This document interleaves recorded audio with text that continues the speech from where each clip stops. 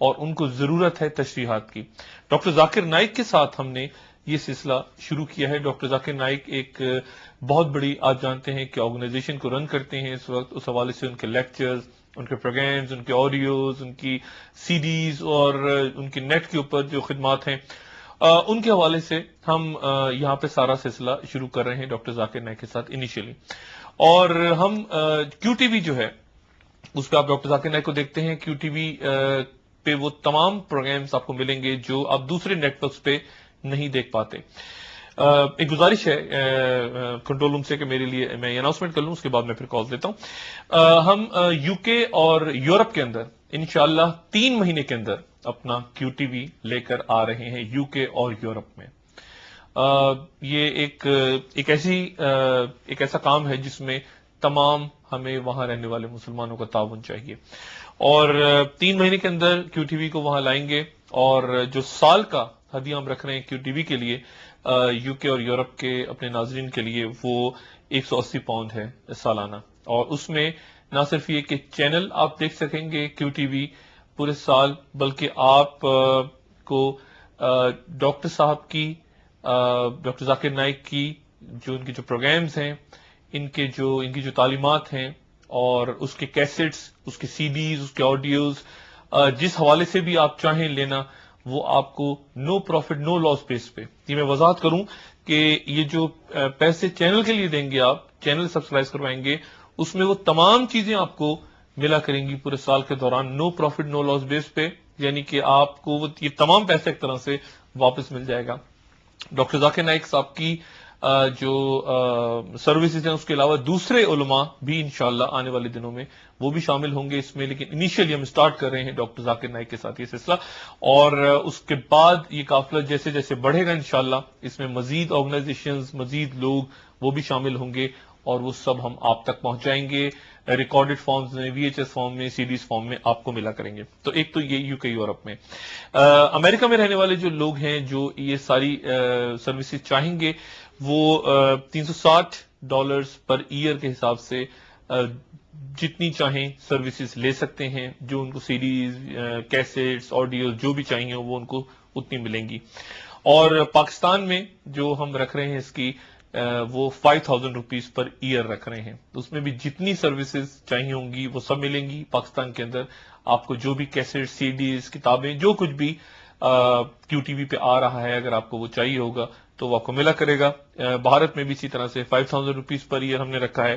اور middle asset کے جو ممالک ہیں وہ ہم نے $100 پر ایئر رکھے ہیں. تو یہ ہم انشاءاللہ 3 مہینے کے اندر یہ ساری سروسز شروع کر رہے ہیں.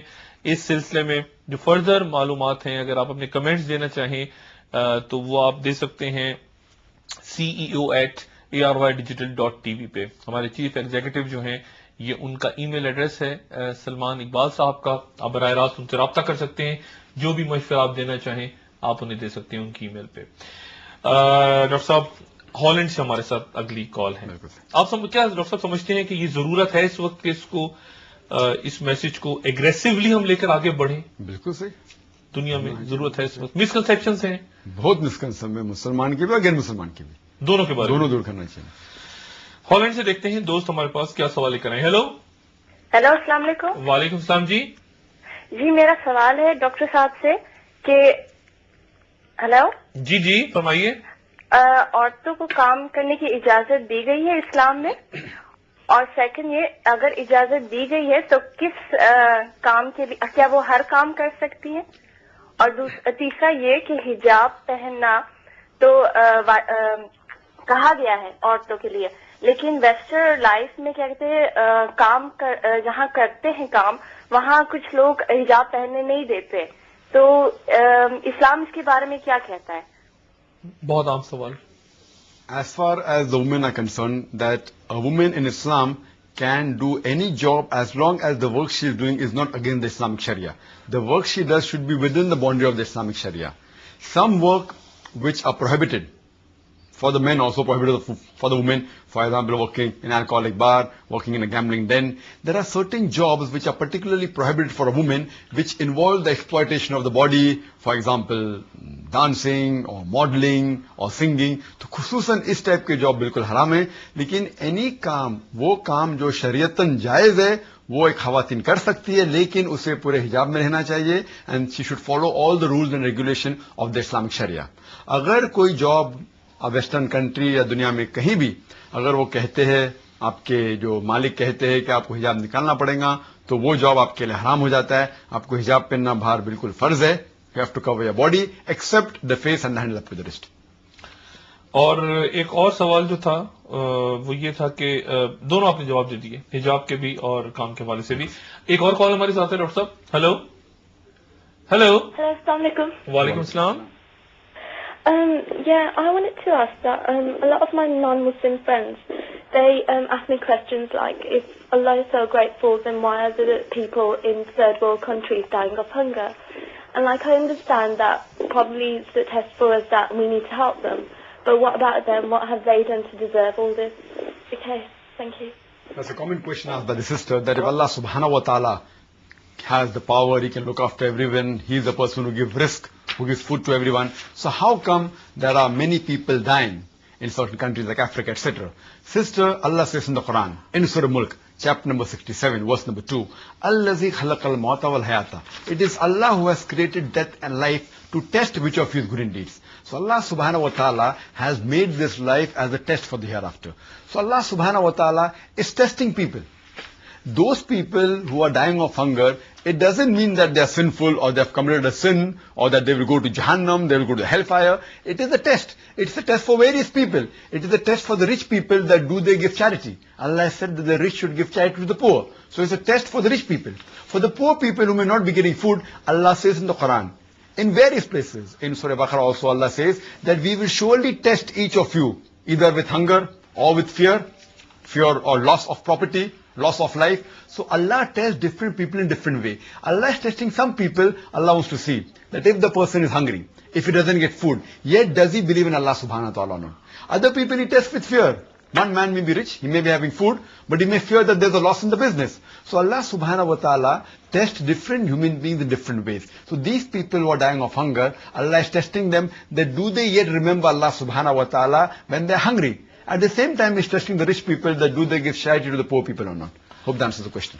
डॉक्टर साहब, ईमेल पे जो सवाल आए हैं, एक बहुत इंटरेस्टिंग सवाल ये है कि अल्लाह ताला ने कुरान में कहा कि गैब का इल्म सिर्फ अल्लाह को है, और गैब के इल्म में ये बात भी है कि पैदा होने वाला बच्चा लड़का है क्या लड़की. लेकिन अब तो अल्ट्रासाउंड से मालूम हो जाता है ड्यूरिंग प्रेगनेंसी के बेटा होगा या बेटी. तो ये जो कुरान का हवाला, कुरान की आयत को जो हवाला दे रहे, वो है सूरह Lukman, chapter number 31, verse number 34, जिसमें लिखा हुआ है कि only Allah has the knowledge of the hour of the day of judgement, of when and where it will rain, when a person will die, and what he has earned, and what is in the वूम of the mother. ये जो कुरान की आयत है उसमें ये लिखा हुआ है कि माँ के पेट के अंदर क्या है, लेकिन अक्सर उर्दू तर्जुमे में ये लिखा हुआ है कि सिर्फ अल्लाह जानता है माँ के पेट के अंदर लड़का है लड़की है. ये लफ्ज लड़का लड़की अरबी में है ही नहीं. ये अपनी तरफ से कई मुफस्सिरीन लोग ने उसे जोड़ दिया है. अच्छा, तो ये तर्जुमे क्या है लड़का लड़की, वो अपने हिसाब से जो लोग तर्जुमा कर रहे हैं उनको गलत फहमी थी, तो उन्होंने अपने आप से लिख दिया कि लड़का लड़की. तो ये भी तो अल्ट्रासाउंड बता सकता है ना कि क्या है. हाँ, तो इसीलिए लड़का या लड़की ये कुरान में जरा भी नहीं लिखा. कुरान में ये क्या है कि मुराद, will the child be good और bad, will he be boon for society or bane for society, will he go to Jahannam or will he go to heaven or hell. No equipment in the world, let it be the most advanced equipment in the world, no doctor can tell you whether a child will go to heaven or hell, whether he'll be good for society or bad for society. So Allah has the knowledge of this, whether he'll be good or bad for society, whether he'll go to heaven or hell, and all these aspects. It doesn't talk about the sex of the child at all.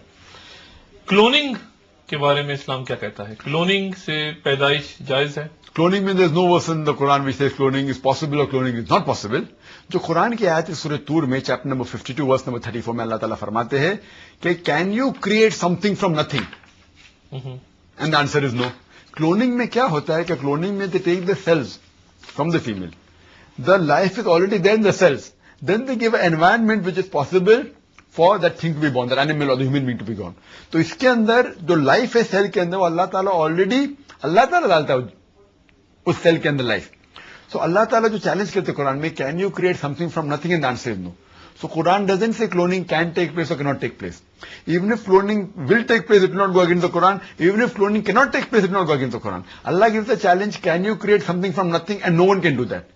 Allah says in the Quran, in Surah Hajj, chapter number 22, verse number 73, that all those you call for worship, for protection, besides Allah, even if all of them gather together, they will not even be able to create a fly. ایک مکھی بھی پیدا نہیں کر سکتے. And if that fly snatches away something, they can't even get it back. So cloning, لیکن علماء یہ کہتے ہیں کہ کلوننگ میں ہمیں انوالو نہیں ہونا چاہیے, تو اس کے بہت سے ill effects ہیں. Unless if it's for a medical purpose, for a treatment of the human being. Under normal circumstances, we Muslims should not involve in cloning, should not indulge in cloning. اگلی کال دیکھتے ہیں, ٹیلی phone calls کے سلسلے پہ آتے ہیں, اور Paris سے ہمارے ساتھ ایک کال ہے. ہیلو. ہلو جی, السلام علیکم. وعلیکم السلام. ڈاکٹر صاحب, میں فرزانہ شیخ بول رہی ہوں پیرس سے. جی فرزانہ صاحبہ. جی میں نے آپ سے اس دن بھی فون کیا تھا, آپ سے وہ بچے کی پیدائش کے متعلق پوچھا تھا, اڈاپٹیشن کے متعلق. جی جی, اور ڈاکٹر صاحب میرا ایک اور کوشچن یہ ہے, ایک تو سود کے متعلق آپ بتائیں کہ یہ جو ہم کریڈٹ پہ مکان لیتے ہیں اس کا کیا حساب ہے, اور دوسرا کہ جب ہم کسی ڈاکٹر کے پاس جاتے ہیں اور وہ میل ڈاکٹر ہے تو اسلام اس میں کتنی اجازت دیتا ہے؟ جی, میرا سوال ہے کہ سود, taking on credit anything is حلال اور حرام. Anything to do with سود, لینا دینا یا وٹنس کرنا, کئی حدیث میں, کئی قرآن کی آیت میں کہ حرام ہے. کم از کم 8 جگہ لکھا ہوا ہے قرآن میں سود کے بارے میں, اور سورہ بقرہ سورہ نمبر 2 آیت نمبر 278 میں اللہ تعالیٰ کلیئرلی کہتے ہیں کہ اینی ون ہو انڈلجز ان ربا, سود میں کوئی بھی اگر کوئی بھاگیداری ہے, اللہ اور رسول اعلان جنگ کرتے ہیں. Allah and Rasul will wage a war against them. So sood in any kind is haram, whether it be for buying a flat, whether it be involved in insurance, or whether you take anything on credit. Anything to do with sood is haram. جی. As far as the second question is concerned, male doctors. male doctors. Under normal circumstances, sister, if you're sick, it is preferable to go to a lady doctor. But if you know there is a specialist, maybe a heart specialist, and you have a heart problem, and you know that the male doctor is better, then under these conditions, as a last resort, you can very well go. There are 2 exceptions which are there in hijab. Like normally Allah says in the Quran, in Surah Nur, chapter number 24, verse number 31, that say to the believing woman that she should lower her gaze and guard her modesty. In the earlier verse Allah says, in Surah Nur, chapter 24, verse 30, say to the man that when he looks at a woman, he should lower his gaze. So there are 2 exceptions where these things, there are 2 rules in which the exception is there. One is when you're going to a doctor, and if the doctor is the opposite sex, and you know he's a specialist, he's the only one who can solve a problem, then Islam gives permission. And the second is when you're going to choose a life partner, at that time you can look at the opposite sex because she's going to be a life partner in future. So these 2 are the exceptions where it's permitted. جی. Doctor صاحب اسی سے related 2 باتیں میں پوچھوں گا آپ سے. اسی ہماری جو کال تھی پیرس سے, میل گائنیکولوجسٹ بھی تو ہوتے ہیں, بالکل تو کیا ان کے پاس جانا مناسب ہے؟ It is preferable for a female gynecologist. اگر اس شہر میں فیمیل گائنیکولوجسٹ نہیں ہے اور پھر آپ میل کے پاس جاتے ہیں تو الگ بات ہے, لیکن اگر فیمیل ہے تو فیمیل کے پاس جانا چاہیے. تو ایز فار ایز گائنیکولوجسٹ کا کنسرن, الحمدللہ دنیا میں کئی لیڈیز ہے, اس کا مسئلہ نہیں ہے. لیکن باقی ڈیزیز جب ہوتے ہیں, ہارٹ کے ڈیزیز یا برین کی ڈیزیز, اس میں فیمیل بہت کم ہوتے ہیں. تو اس وقت جب فیمیل ڈاکٹرز موجود نہیں ہیں, اس فن کے ماہر, اس وقت آپ اگر میل کے پاس جاتے ہیں مجبوری میں تو بالکل جائز. ڈاکٹر صاحب سود کے حوالے سے بات ایک میں پوچھنا چاہوں گا آپ سے, اور یہ بڑی امپورٹنٹ بات ہے یقیناً ہمارے ویورز کے لیے بھی. کریڈٹ کارڈ جی ہاں, کیا حرام ہے؟ کیا یہ بھی سود کے زمرے میں آتا ہے؟ کریڈٹ کارڈ جو ہر جگہ استعمال ہو رہا ہے اس وقت. کئی علماء یہ کہتے ہیں کہ آپ کریڈٹ کارڈ رکھتے ہیں اور جب تک آپ کا بینک بیلنس صحیح ہے اور آپ کریڈٹ, اور جب یہ ٹائم پیریڈ رہتا ہے 2 ہفتے میں پیسہ بھر دو یا 1 مہینے میں پیسہ بھر دو, اگر ٹائم میں بھرتے تو کریڈٹ آپ کا انٹرسٹ نہیں لاگو ہوتا ہے تو جائز ہے. میرے حساب سے کریڈٹ کارڈ بالکل حرام ہے, کیونکہ اگر آپ پیسہ لیتے ہیں اور اگر 2 ہفتے میں اگر آپ واپس نہیں کرتے اور آپ کو سود لگ گیا, اٹس ویری رسکی. سو میں یہ کہتا ہوں کہ ڈیبٹ کارڈ رکھیے. ڈیبٹ کارڈ میں کیا ہوتا ہے کہ جتنا اکاؤنٹ کے اندر آپ کا پیسہ ہے اتنا ہم خرچ کر سکتے ہیں. کریڈٹ کارڈ سے آپ کو ہوتا ہے ابھی میں خرچہ کروں گا, اگلے مہینے تنخواہ آئیں گی, میں دے دوں گا, انشاءاللہ 2 ہفتے میں ہو جائے گا, اور نہیں ہوا تو حرام میں شامل ہوگا. اور اتنا بڑا حرام ہے کہ اللہ اور رسول آپ کے اوپر جنگ کریں گے. اسی لیے اگر کارڈ رکھنا چاہتے ہیں آپ تو آپ ڈیبٹ کارڈ رکھیے جس کے اندر سود کا ذرا بھی انوالومنٹ نہیں, اور آپ کا اکاؤنٹ ہونا چاہیے کرنٹ اکاؤنٹ. کئی جگہ پہ ایسا بھی ہوا ہے کہ کئی جگہ پہ اب وہ مجبور کر دیتے ہیں کہ آپ اپنا کریڈٹ کارڈ نمبر ڈالیں, क्रेडिट कार्ड नंबर नहीं होता तो आगे बात ही नहीं बढ़ रही तो होती। डेबिट कार्ड नंबर डालिए। डेबिट कार्ड डेबिट नहीं कार्ड तो और सेफ है अल्हम्दुलिल्लाह। और सिर्फ है, ठीक है। अगली कॉल देखते हैं किस दोस्त के साथ है। हेलो हेलो हेलो, अस्सलाम वालेकुम। वालेकुम सलाम। मैं चौधरी बशीर बोल रहा हूँ फ्रांस से। जी डॉक्टर साहब। मेरा सवाल ये है कि अभी एक आदमी फौत हो जाता है, अभी उसकी बॉडी जो मुर्दा खाने में है जी उससे नहाया धुलाई नहीं जाता, और दुआ फातिहा पढ़नी शुरू कर देती, कहते रूह तो निकल गई है, दुआ तो रूह के लिए है। तो ये शरीयत हदीस और कुरान की शरह से ये बताएं, ये कैसी जायज है या गलत है या सही है? जब कोई आदमी मर जाता है और उसके सवाब के लिए सूरह फातिहा पढ़ी जाती है। जब आदमी मर जाता है जी तो आदमी अभी मुर्दा खाने में होते हैं, उसे नला धुला के कफन नहीं किया जाता, जी तो लोग दुरूद शरीफ पढ़ना है, फातिहा शरीफ पढ़ना शुरू कर देते, कहते हैं रूह तो निकल गई है। दुआ ठीक है। फातिहा रूह के लिए पढ़ी जाती है, अभी जी। उसे कब्रिस्तान में दफनाया भी नहीं जाता। जी तो जी हाँ, ठीक है, बहुत शुक्रिया। इनका कहना यह है कि बरियों से पहले, दफनाने से पहले जब आदमी मर जाता है, उसका कफन वगैरह, उस वक्त सूरह फातिहा पढ़ी जाती है और दुरूद शरीफ पढ़ा जा रहा होता है, तो क्या ये गुनाह है? अगर आप जो इंसान मर चुका है उसके लिए आप दुआ करते बिल्कुल जायज है, लेकिन उसके लिए दुआ करना चाहिए, उसकी मगफिरत के बिल्कुल जायज है। मर गया इमीडिएटली, मरने के बाद, दफनाने के बाद भी, एक साल बाद भी उसके लिए दुआ कर सकते, उसकी मगफिरत के लिए वो बिल्कुल जायज है। As long as he is मुस्लिम। एक सवाल डॉक्टर साहब और है आपसे कि सूरह यासीन कहते हैं कि इसको पढ़ा जाए अगर लास्ट मोमेंट्स पे, जी हाँ। तो जान का निकलना सहल हो जाता है, ये बात दुरुस्त है? हाँ, इस तरीके से कुरान की आयतें आप अगर पढ़ते हैं अल्हम्दुलिल्लाह, लेकिन कुछ लोग एक कोई हदीस को लेते हैं कि इस दुआ की वजह से हमारे इतने गुनाह माफ हो जाएंगे और पढ़ते रहते और बाकी गुनाह करते रहेंगे, तो ये सही नहीं है। हदीसें कई है अल्हम्दुलिल्लाह, सही हदीस मिलते हैं हमें, लेकिन लोग अक्सर क्या समझते हैं कि दुरूद शरीफ हम पढ़ेंगे 19 बार तो हमारे 3 दिन के गुनाह माफ हो जाएंगे, इसलिए दुरूद शरीफ ही पढ़ते रहते हैं। ये बिल्कुल गलत है। अच्छा, दुरूद शरीफ पढ़ना अच्छी बात अब है। आपने कहा कि जो सूद है वो हराम है। जी हाँ। अब हर बैंक में ही सूद हो रहा है और हर बैंक में ही क्रेडिट कार्ड भी बन रहे हैं, सूदी कारोबार भी, लोन्स भी। तो लोग जो बैंकों में काम करते हैं उनके बारे में फिर मजहब क्या कहता है? बैंक में काम करना भी हराम है। बैंक में काम करना हराम बैंक में, कमर्शियल बैंक के अंदर, कन्वेंशनल बैंक में काम करना हराम है। है? ये आपने बड़ी एक एनी ऑथेंटिक स्कॉलर कोई भी पूछेंगे, अगर सूद हराम है, हदीस क्लियर कट है, सूद लेना, देना और विटनेस आप अगर विटनेस भी बनते हैं, आप किसका अकाउंट खोलते हैं फिक्स डिपॉजिट का, वो भी हराम है। करंट अकाउंट तक के सही है। तो जो लोग सूदी बैंक में काम करते हैं वो सूद के बैंक में काम करना हराम है। उन्हें जल्द से जल्द अपना जॉब चेंज करके अच्छा जॉब तलाश करना चाहिए जो हलाल है। आपका मुल्क जो पैसा लेता है आईएमएफ से, वो भी सूद पे देता है वापस। जी हाँ। पूरी मुल्क का इकोनॉमी ही, अब वो सूद पे पैसा नहीं ले तो काम आगे नहीं चलता। पाकिस्तान, इंडिया सब पैसा ले रहे हैं आईएमएफ से, सूद पे देते हैं। जी हाँ। तो ये फिर मुल्क कैसे चलेंगे अगर सूद इस तरह खत्म कर दें हम अभी? गलत है। दे कैन टेक कर्ज Hasan, they can do some other involvement, they can do profit and loss sharing. हम आपको हमारा माल सप्लाई करेंगे, आप दीजिए, लेकिन सूद पे लेना कोई भी कंट्री, मुस्लिम है नॉन मुस्लिम, वो गलत है। वो गलत है। अगली कॉल देखते हैं किस दोस्त के साथ है। हेलो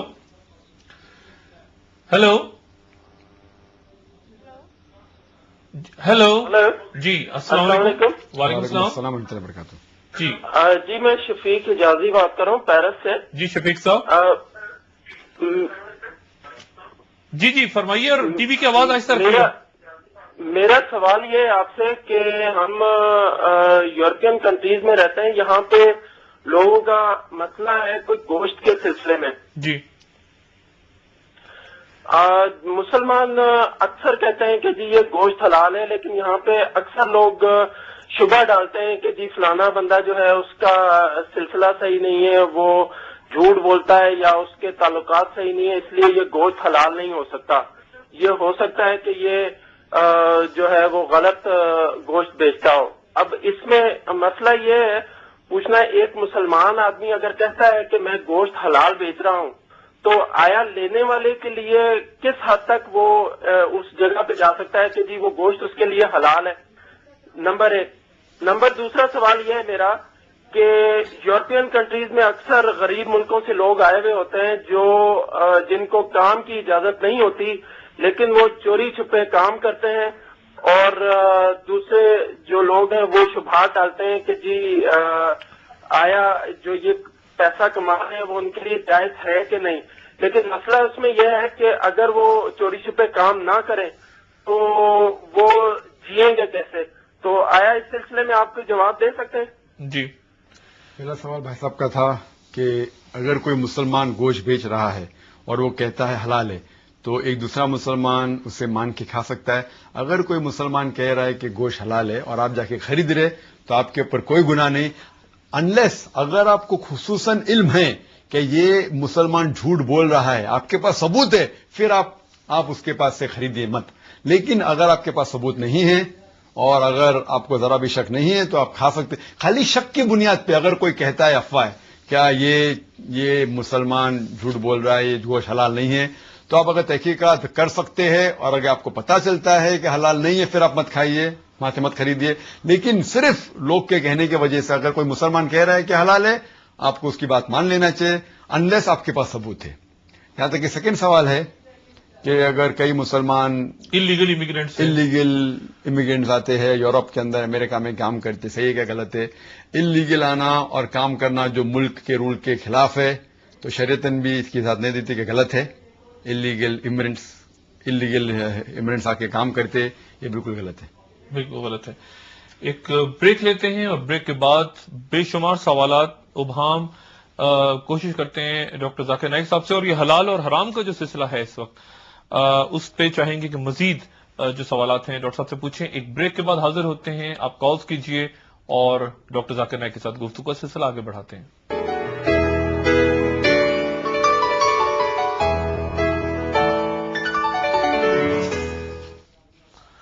ویلکم بیک خواتین حضرات، ڈاکٹر ذاکر نائک کے ساتھ سوال جواب کا ایک خصوصی سیشن، ایک طویل دورانیے کا پروگرام گفتگو کے عنوان سے لے کے دوبارہ آپ کے سامنے. اور بریک پہ جانے سے پہلے ہم نے حلال اور حرام کے حوالے سے ایک کال اٹینڈ کی تھی. ایک دوست نے پیرس سے سوال پوچھا تھا اور اسی گفتگو کو تھوڑا سا آگے بڑھاتے ہوئے میں ڈاکٹر صاحب سے ایک ہمارے پاس امریکہ سے ایک دوست علی ریحان ملہی نے سوال کیا. ان کا کہنا یہ ہے کہ کچھ ان کے مقامی مساجد میں علماء نے فتویٰ دیا ہے کہ اگر حرام جانور نہ ہو یعنی پورک نہ ہو، حلال جانور ہو یعنی مرغی، بیف، مٹن، تو وہ حلال ہے. اگر آپ کسی برگر شاپ پہ چلے جائیں جہاں پہ حلال گوشت نہ ہو لیکن حلال جانور کا گوشت ہو تو اسے کھایا جا سکتا ہے.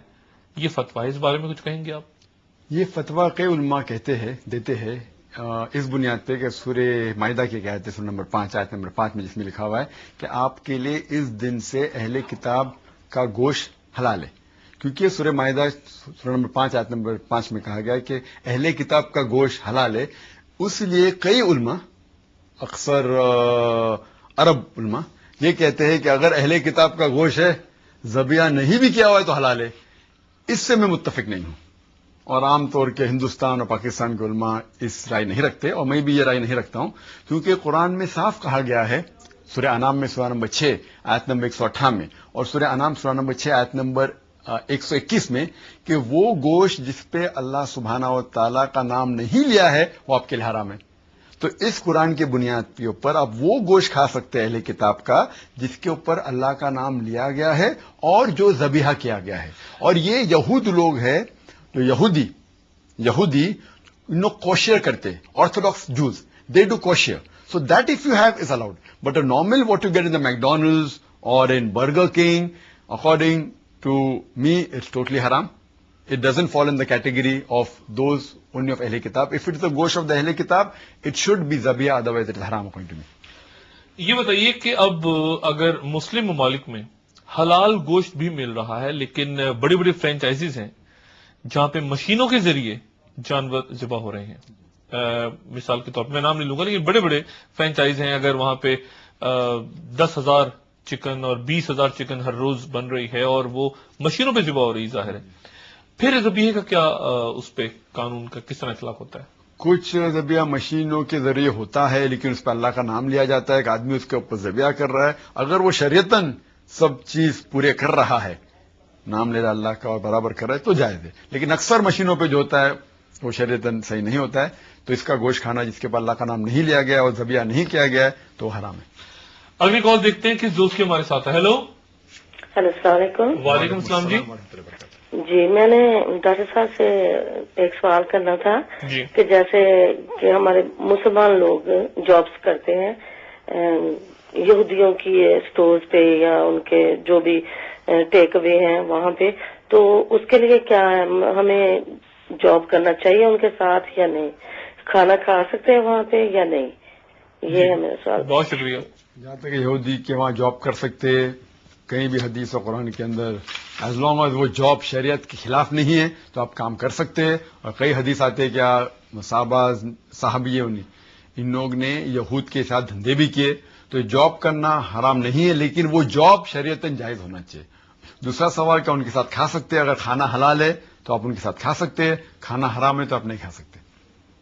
جی غیر مسلموں کے ساتھ برتن، لوگ کہتے ہیں اس برتن میں ہم نہیں کھانا کھا سکتے جہاں ایک ہندو کے برتن میں کھانا نہیں کھانا ہم نے. ایسے کوئی بھی حدیث نے، کوئی بھی قرآن کی آیت نے. اگر وہ کھانا حلال ہے تو آپ کے لیے جائز ہے، اگر کھانا حلال نہیں ہے تو جائز نہیں. آپ شیئر کر سکتے ہیں کسی غیر مسلم کے ساتھ کھانے میں؟ پلیٹ میں شیئر کر سکتے ہیں؟ کر سکتے ہیں.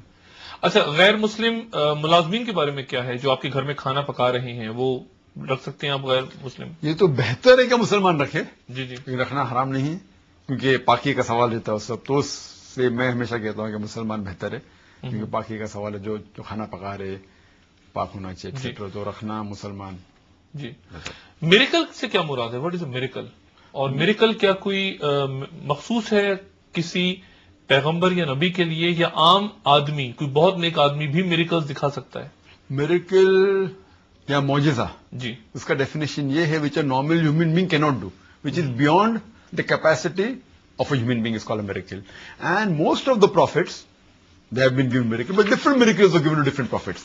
For example, Musa alayhi salam, he threw his اپنے آسا پھینکا اور آسا کنورٹ ہو گیا سانپ کے اندر، ازدا بن گیا.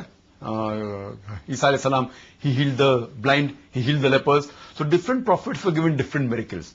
لیکن آج کے دور میں اگر ایک انسان میریکل کر سکتا ہے، میرے حساب سے جو میریکل بائی رائٹ ڈیفینیشن آج کے دور میں، اگر اللہ تعالیٰ چاہے تو الگ بات ہے. اللہ تعالیٰ چاہے تو کروا سکتا ہے، لیکن عام انسان میریکل نہیں کر سکتا. اللہ تعالیٰ چاہے میریکل دکھانا تو پھر دکھا سکتا. ایک شخص کے پاس ذرا بھی علم نہیں اور فرسٹ آ سکتا ہے، اللہ تعالیٰ کی اگر چاہتے تو کر سکتا ہے، لیکن وہ اللہ تعالیٰ کریں گے، وہ آدمی کے ذریعے نہیں. آدمی کے ذریعے ہوتا ہے، لیکن وہ میریکل ایکچولی اللہ سبحانہ تعالیٰ کر رہے ہیں. ٹم رابرٹس ایک غیر مسلم ہیں اور انڈیا سے اردو جانتے ہیں، سمجھتے ہیں. انہوں نے سوال پوچھا ہے کہ کیا اسلامی ریاست میں ہمیں اپنے مذہب کی تبلیغ کی اور اپنی عبادت گاہوں کی تعمیر کی اجازت ہوتی ہے؟ اگر ہوتی ہے تو پھر سعودی عربیہ میں اور دوسرے اسلامی ملکوں میں چرچ بنانے کی پرمیشن کیوں نہیں ملتی، جبکہ آپ مسلمان لندن اور پیرس میں اپنی مسجدیں بناتے ہیں؟ چند اسلامک ملکوں میں، مثال کے طور پہ سعودی عربیہ ایٹسٹرا میں، propagation of any other religion is prohibited. Even construction of any place of worship is also prohibited. اور اس میں کئی غیر مسلم کہتے ہیں کہ ہم جب آپ کو الاؤ کرتے، ہمارے کنٹری میں آپ آتے، یورپ میں آتے، امریکہ میں آتے، تبلیغ کرتے، ماسک بناتے، تو ہمیں کیوں نہیں پرمیشن ہے؟ اس کا میں سمپل سوال پوچھتا ہوں انہیں کہ میں غیر مسلمان سے یہ پوچھتا ہوں، اگر آپ ایک اسکول کے پرنسپل ہیں اور اگر آپ میتھس ٹیچر چننا چاہتے ہیں اور 3 ٹیچر آتے ہیں، ایک ٹیچر سے آپ اور سوال پوچھے 2 + 2 کتنا؟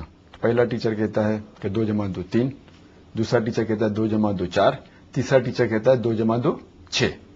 تو میں یہ ان سے پوچھتا ہوں، وہ ٹیچر جو کہتا ہے 2 + 2 3 یا 2 + 2 6، کیا آپ اس کو اسکول میں رکھیں گے؟ تو وہ کہتے ہیں نہیں. مطلب کیوں؟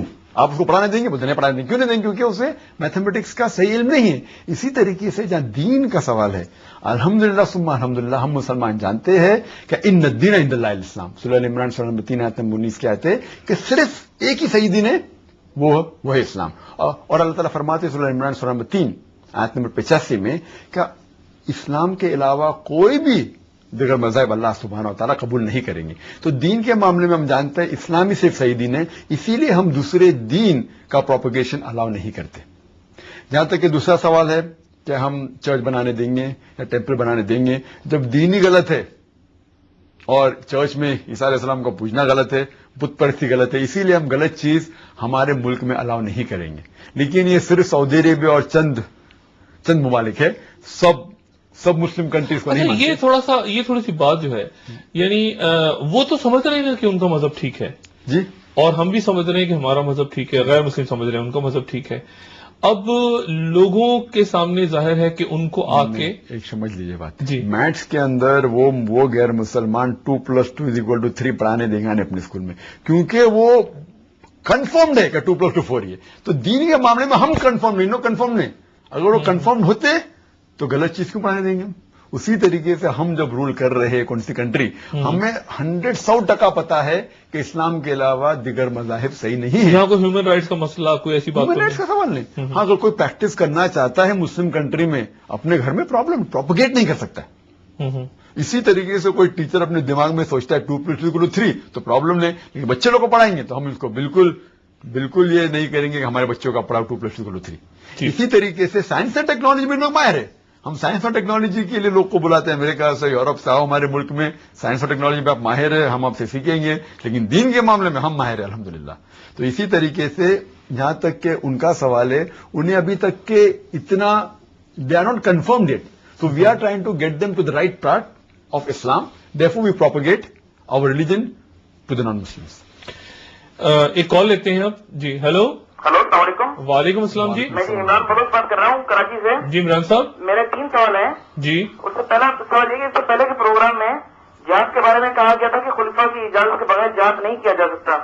اب تو مسلمان ممالک میں بادشاہ بھی نہیں ہے اور خلیفہ بھی نہیں رہے، تو اکثر مسلمان ممالک جو قرآن ہے وہ تو مدد کرتے ہیں دوسرے ممالک کی مسلمانوں کو کمزور کرنے میں. تو کیا پھر بھی جہاد کی اجازت لینی پڑے گی؟ ٹھیک کیونکہ کہا ہے. جاتا ہے وہ شخص مسلمان نہیں ہے جس کی زبان اور ہاتھ سے دوسرے مسلمان کو نقصان پہنچے. ایک سوال تو میرا یہ ہے. دوسرا سوال یہ ہے کہ نبی پاک صلی اللہ علیہ وسلم کے زمانے میں حضرت ابو ہریرہ کی عمر کیا تھی؟ کیونکہ ان کے حوالے بہت زیادہ دیے جاتے ہیں. کن کی عمر؟ حضرت ابو ہریرہ. حضرت ابو ہریرہ کی عمر کیا تھی؟ اور تیسرا سوال یہ ہے، جو لون ملک کے سربراہ لیتے ہیں ملک کو چلانے کے لیے، تو وہ بھی سود کی بنیاد پر ہوتا ہے، تو اس کا گناہ کیا ان کی عام پبلک کو بھی ہوتا ہے ملک کی؟ جی اوکے جی، بہت شکریہ آپ کے سوالوں کا. پہلا سوال تو ان کا یہ کہ کیا جہاد خلیفہ کی اجازت کے بغیر اگر کہیں ظلم ہو رہا ہے کسی دوسرے ملک میں، خلیفہ بھی نہیں ہے، تو کیا مسلمانوں سے فرداً سوال نہیں ہوگا کہ تم نے پھر دوسرے کی مدد کے لیے تم کیوں نہیں اٹھے؟ تو بھائی صاحب جو سوال کیا کہ انہوں نے کہا کہ میں کہہ چکا ہوں پرسوں کہ خلیفہ کی اجازت کے بنا جہاد نہیں کر سکتے. وہ مجھے مسکوٹ کر رہے. میں نے یہ کہا کہ جب خلیفہ حکم دیتے تو فرض ہو جاتا ہے. اچھا، خلیفہ حکم نہیں دے تو فرض نہیں ہوتا. فرض نہیں ہوتا، لیکن تو وہ آپ مجھے مس انڈرسٹینڈ کر رہے ہیں. اچھا ٹھیک ہے، لیکن پھر بھی کر اگر سکتے ہیں. کر سکتے ہیں اگر ان کے پاس وہ سمجھتے صحیح ہے شریعتاً، اگر کسی کی رائے لیتے ہیں، کئی عالم کو مانتے کہ اب ضرورت ہے تو کر سکتے. لیکن ہر مسلمان کے لیے فرض تب ہوگا جب خلیفہ کہتا ہے. یہ پہلا سوال. دوسرا سوال، دوسرا ان کا ابو ہریرہ کا عمر کیا تھی؟ عمر کی تو عمر مختلف تھی، جیسے بڑھتے گئے وہ زیادہ بڑھتے گئے، تو 40 سال 50 سال تو جی بڑھتے گئے الحمدللہ. اچھا، تو ٹھیک ہے. ایک عمر تو تھی نہیں. ایک عمر تھی نہیں. اور سود اگر لیتے ہیں، ملک سود پہ لیتا ہے قرضہ، جی ہاں. تو کیا عوام بھی اس میں ذمہ دار ہیں؟ اگر آئی ایم ایف سے عوام ذمہ دار نہیں ہے، کیونکہ وہ whoever the گورنمنٹ جو ڈیسیشن لیتی ہے وہ ذمہ دار ہے. ہم سے پوچھ کے تو نہیں لیا انہوں نے. شیطان کون ہے؟ ایک شیطان ہے، یہ بہت سارے شیطان ہیں. قرآن شریف میں شیاطین کا لفظ بھی آیا ہے غالباً، اور شیطان بھی ہے. یہ شیطان کون ہے؟ ایکچولی اللہ سبحانہ و تعالیٰ مثال کے طور کے اوپر کیا among the unseen creation there are two, one is the jinn and one the angels. Angels وہ ہوتے جو اللہ سبحانہ و تعالیٰ کے حکم کو ہمیشہ مانتے ہیں، ان کے پاس فری ول نہیں ہے. جن وہ ہوتے جن کے پاس فری ول ہے، اللہ تعالیٰ کی بات مان سکتے حکم اور نہیں بھی مان سکتے. وہ جن جو اچھے ہوتے الحمدللہ اللہ تعالیٰ کی اللہ تعالیٰ کی بات مانتے، وہ اچھے جن ہوتے. اور جو جن نہیں مانتے وہ شیطان میں شمار ہوتے. اور اگر آپ پڑھیں گے آخری سورہ ناس، سورہ نمبر 114 آخری آیت، قل اعوذ برب الناس ملک الناس الہ الناس من شر الوسواس الخناس الذی یوسوس فی صدور الناس من الجنۃ والناس. تو یہ شیطان جن اور آدمیوں میں سے. تو جو جن اللہ تعالیٰ کے خلاف ہے، اللہ تعالیٰ کی بات نہیں مانتے، وہ جن شیطان ہوتے. اور جو انسان اللہ تعالیٰ کے خلاف ہے، اللہ تعالیٰ کی بات نہیں مانتے اور خلاف، وہ بھی شیطان. تو شیطان 2 قسم کے ہوتے، جن میں سے بھی ہوتے اور آدمیوں میں سے بھی ہوتے، انسان میں سے بھی ہوتے. اور ان کا جمع ہے شیاطین. جنوں کے حوالے سے بہت ساری ای میلز آئی ہیں، اور لوگوں کا کہنا یہ ہے کہ جن کیا کوئی انسانوں کے پیرلل کوئی دوسری ورلڈ ہے جنوں کی، جس میں اچھے جن بھی ہیں برے جن بھی ہیں؟ کیا وہاں پر بھی اللہ تعالیٰ نے میسنجرز یا نبی بھیجے جنوں میں؟ تو جنوں کی جو ہے، اور جنوں کا کیا، جنوں میں بھی قیامت آئے گی، जिनों में भी औरतें बच्चे शादियां होती, जिन कौन है ये? Jinn, as I और told कभी you कभी earlier, इंसानों पे भी सवार हो जाते हैं, वो क्या होता है? Jinn, as I told you, is unseen. Normally they are not seen. Hmm, And they have, like the human beings, they have a free will. They can obey Allah subhanahu wa ta'ala, they can disobey Allah subhanahu wa ta'ala. Hmm, Our messenger sent, of course, Muhammad sallallahu alaihi wasallam was a messenger even for the jinn. और कुरान जिन के लिए भी नाजिल हुआ गया है। और कुरान में सूरह जिन है, कुरान में लिखा हुआ कि जिन देख के रोते, सुनते कुरान की आयत रोते, तो ये कुरान शरीफ जिन के लिए भी नाजिल हो चुका है। और मोहम्मद सल्लल्लाहु अलैहि वसल्लम आखिरी पैगंबर जिन के लिए भी है। अच्छा, even they are undergoing as do the test, उनका भी हिसाब किताब होगा। सो they have a free will. Those which are good are the good jinns, those which have gone against Allah subhanahu wa ta'ala, disobey him, they are called the shaitan. तो parallel worlds हैं, जिनों की एक अलग दुनिया है, यहीं पर कहीं है या? नहीं, पहले मतलब हिलायता नहीं है, अच्छा, दुनिया में इधर भी है, इधर नहीं, लेकिन नजर नहीं आते। नजर नहीं आता आमतौर पर। तो ये जो कहा जाता है कि आग से बने होते हैं जिन, ये क्या बात होती है? ये किस तनाजुर में? कुरान की आयत है जी, तो आग से बने हैं लेकिन नजर हमें नहीं आते। हाँ, because we are made from mud, from sperm, from water, human beings. Angels are made from light, जिन्न आर मेड फॉर फायर। हम्म, तो that is the creation of अल्लाह सुब्हानहू सूरह बकरा में इसका जी। कहा गया। इंसानों पे भी जिन आ जाते हैं, वो क्या होता है? बिल्कुल सही, इंसान के ऊपर जिन आ सकते हैं एज दो दे possessed, like they can be possessed. There are good jeans, there are bad jeans. तो गुड जिन अच्छी बात है, बैड जिन अच्छी बात अच्छी नहीं। बात नहीं। अगली कॉल देखते हैं कि दोस्त के साथ है। हेलो हेलो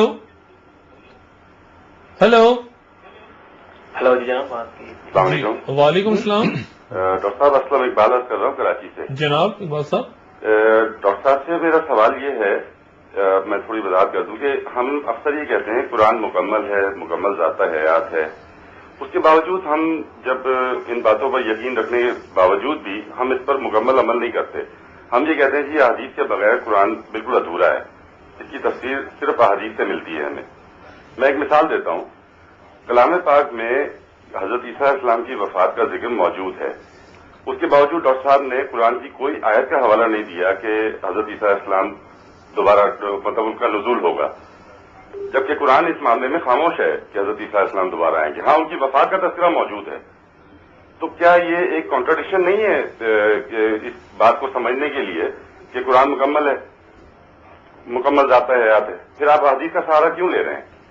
जी, हजरत इमाम बुखारी रहमतुल्लाह अलैह ने जो भी कुछ कहा वो उनकी जाती राय है, वो अंबिया से बढ़कर नहीं है, अल्लाह ताला के कलाम से बढ़कर नहीं है। तो हम क्यों ना कुरान की एक राय को रखें अपने सामने कि हजरत ईसा अलैहिस्सलाम फौत हो चुके हैं, उनका वापस आने का कुरान में कोई तज़किरा नहीं है। फिर ये क्यों कहते हैं कि हजरत ईसा अलैहिस्सलाम दोबारा आएंगे और हम उनका इंतजार करें? जी, हजरत इमाम मेहदी आएंगे और वो एक नया कुरान भी लेके आएंगे जो मुकम्मल होगा, तो फिर भी हम इसको थामे हुए बैठे हैं। जी, बस एक फर्जी बात करते हैं कि कुरान जी मुकम्मल बात है। साहब, बड़ा अहम और आपका आपने सवाल समझ चुका हूं interesting मैं। सवाल उठाया। जी, उनका पहला सवाल था कि कुरान अगर मुकम्मल है तो हदीस की जरूरत क्या है। कुरान अपने जात से बिल्कुल मुकम्मल है, लेकिन मिसाल के तौर पर Quran is a telegraphic message. Telegraphic, अगर कुरान की तफसीर करें तो आप लिखते ही जाएंगे किताब, तो भी कम होंगी। मिसाल के तौर पर कुरान में लिखा है ज़कात दो, कितना तो कुरान में नहीं लिखा है, तो आप सिर्फ कुरान फॉलो करेंगे तो ज़कात कितना टका देंगे वो आपको मिलेंगे हदीस से। और ये कुरान की आयत है, कुरान में लिखा अतिउल्लाह फिर रसूल, ओबे अल्लाह एंड ओबे द मैसेंजर। तो कुरान कहता है कि अल्लाह और अल्लाह के रसूल की बात मानो, तो अल्लाह के रसूल की बात मतलब हदीस मानो। कुरान में लिखा है फसलू अहले ज़िक्र इन कुन्तुम तालमून। मिसाल के तौर पर कुरान अगर मुकम्मल है तो कौन कहेगा कि खाना पकाना लिखा है उसमें, किस तरीके से खाना पकाते लिखा हुआ है, कुरान में लिखा हुआ है फसलू अहले ज़िक्र इन कुन्तुम तालमून। सूरह नहल चैप्टर 16 वर्स 43 और सूरह अंबिया चैप्टर 21 वर्स 7 कि उससे पूछो जो एक्सपर्ट है। तो खाने वाले एक्सपर्ट से पूछो कैसा बनाने का है, तो खाना बता देंगे आपको। तो Quran is a telegraphic message. मुकम्मल मतलब जितना रिक्वायरमेंट है सब चीज दी गई है, और उसकी तफसीर, उसके डिटेल हदीस में। विदाउट हदीस you can not follow Islam at all. और जो कह रहे कि वापस मेहदी अलैहिस्सलाम आएंगे, मुकम्मल कुरान लेके आएंगे, ये कोई भी मुसलमान अगर कहता है तो गलत है, शिया हजरात कहते हैं, लेकिन बिल्कुल गलत है।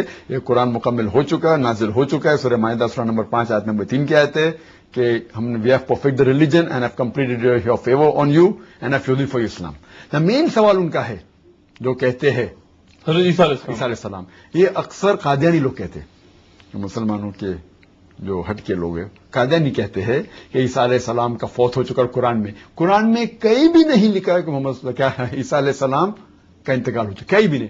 वो मिस इंटरप्रेट करते हैं, اور یہ کہ قرآن میں صاف صاف لکھا گیا ہے سورہ نساء میں سورہ نمبر 4 آیت 158 میں کہ اللہ سبحانہ و تعالیٰ نے انہیں اٹھا لیا.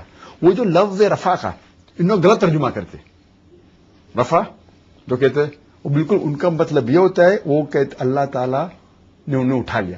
تو یہ حضرات کہتے ہیں قادیانی لوگ کہ اللہ تعالیٰ نے انہیں درجہ بلند کیا, رفع کی مطلب ہوتی. اگر یہ مان لو صحیح ہے تو پوری آیت ہے اللہ تعالیٰ نے اپنے طرف انہیں اٹھا لیا, اس کا مطلب اپنا درجہ دیا تو شرک ہو گئی. تو قرآن میں صاف صاف لکھا ہے سورہ نساء سورہ نمبر 4 آیت نمبر 158 میں کہ اللہ سبحانہ, اور کلیئرلی اللہ تعالیٰ کہتے اس آیت کے پہلے 1 verse before that, سورہ نساء چیپٹر نمبر 4 verse 157, وما قتلوه وما صلبوه, neither did they kill him, neither did they crucify him. It was only made to appear so.